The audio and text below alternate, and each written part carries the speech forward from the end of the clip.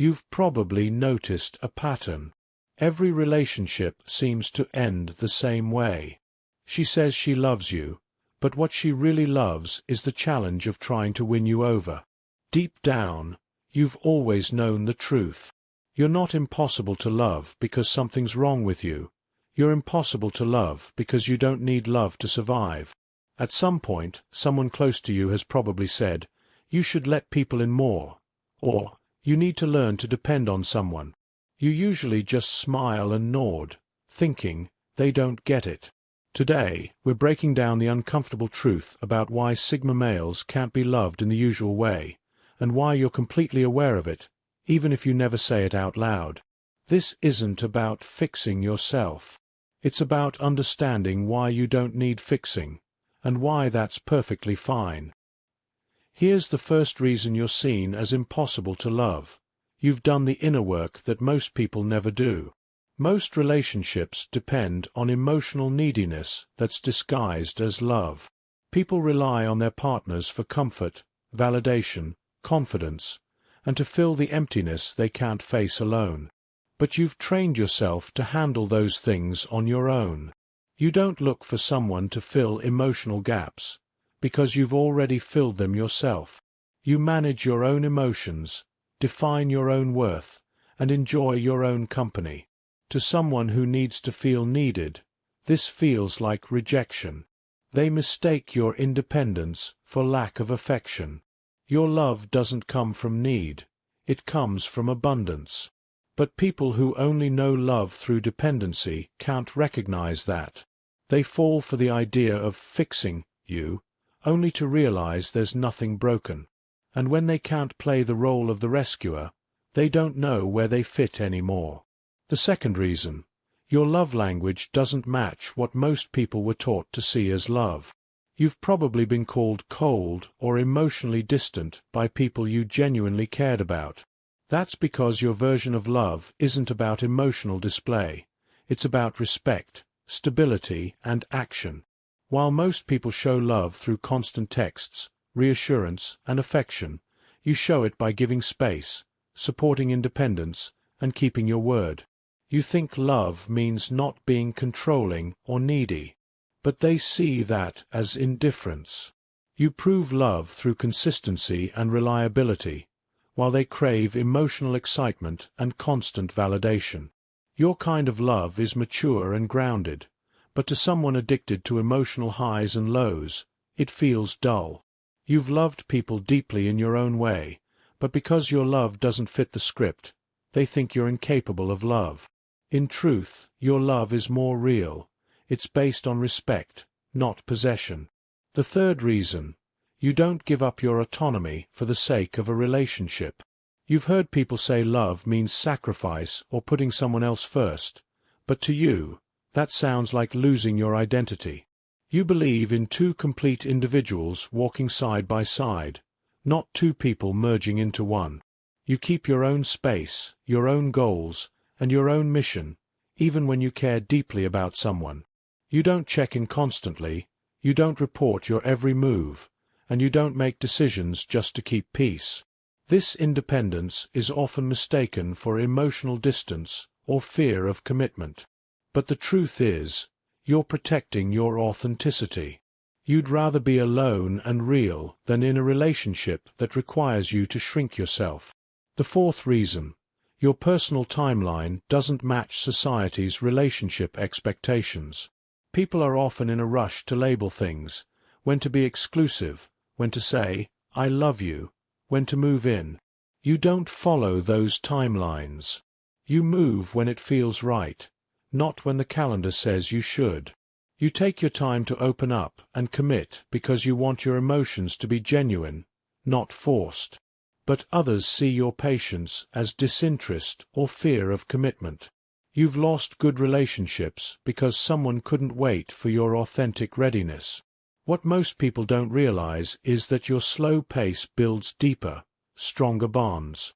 But patience is rare, and most want instant closeness. You understand that love isn't about rushing, it's about timing that feels real. The fifth reason, You can tell the difference between real connection and performance. You've been in relationships that looked perfect from the outside but felt empty inside. That's because you can sense when someone is acting out the idea of love rather than living it. You notice when "I love you" really means "I need you," or when gestures are done for show. You recognize when someone wants a relationship more than they actually want you.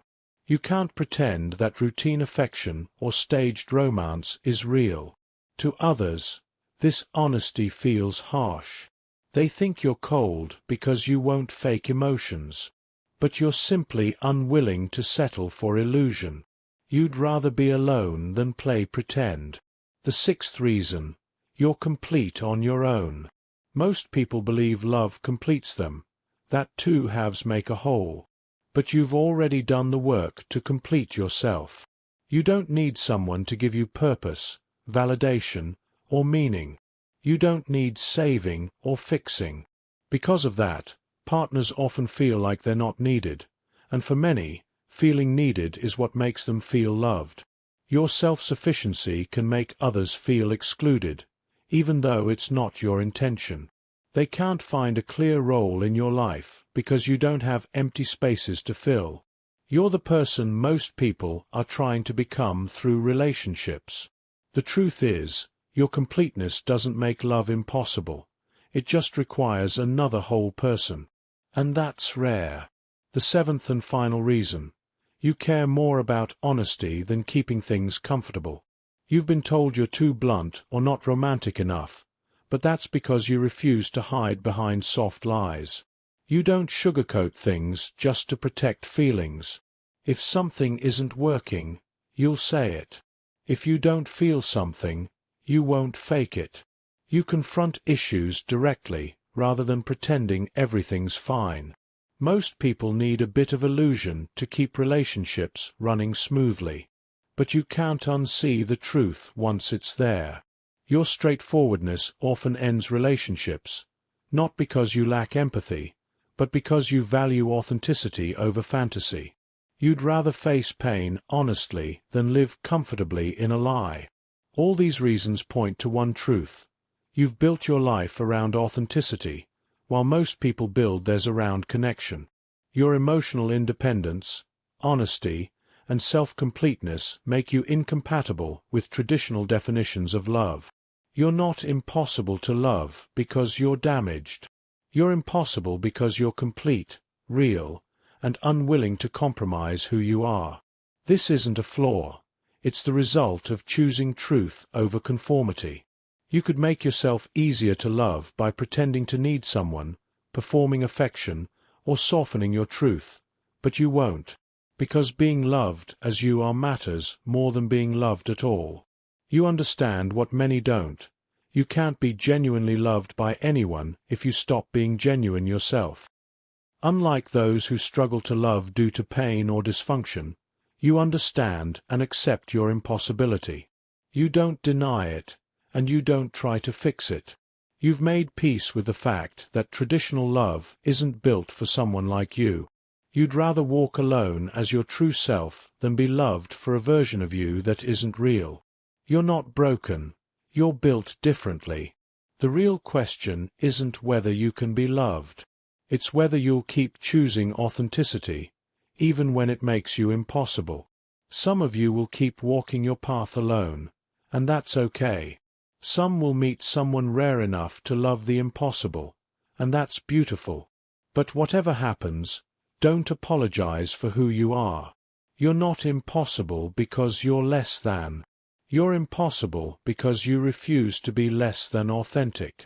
If this message spoke to you, drop a comment below with the word impossible and tell me which part hit hardest. And if this helped you see yourself more clearly, hit that like button and subscribe for more raw truths about the Sigma male mindset.